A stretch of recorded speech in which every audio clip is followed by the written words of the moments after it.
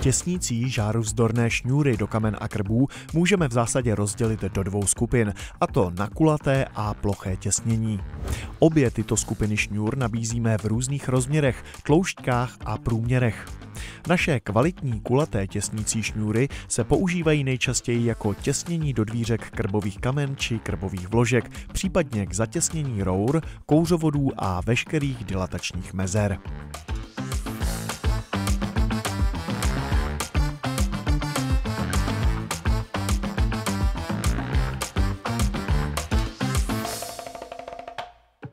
Ploché těsnění se jednoznačně nejčastěji používají pod žáruvzdorné sklo.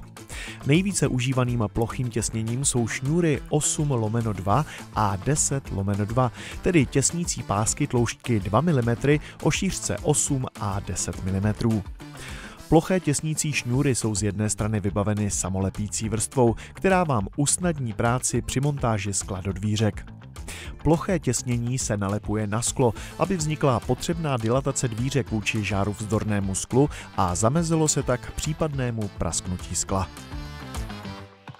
Ploché těsnící šňůry se používají také na dotěsnění kouřovodů a zajištění dilatačních mezer, všude tam, kde se stýkají různé materiály s rozličnou tepelnou roztažností.